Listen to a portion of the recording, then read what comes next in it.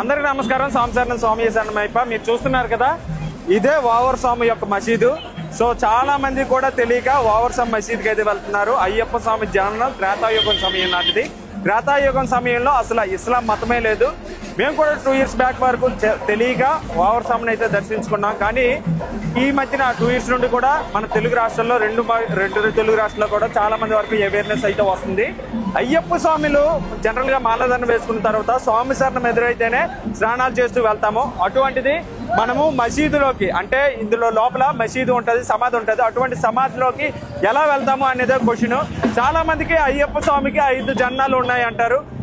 కులత్తపలై, అలాగే అచ్చినకోవులి, పందల రాజ్యం, ఇర్మేల్ ధర్మశాస్త్ర, శబరిమల ధర్మశాస్త్ర, ఈ 5 జన్మలు ఉంటాయి. అంటే అందులో ఒక జన్మలో వావర్ స్వామి మిత్రుడు అని అంటారు. ఏదేమైనా కూడా మసీదులోకి స్వామి శరణం అయితేనే ఎదురైతే మనం వెళ్ళము. అటువంటిది మసీదులోకి మనం వెళ్తాము. సో ప్రతి ఒక్కరు కూడా అవేర్నెస్ చేసుకోండి.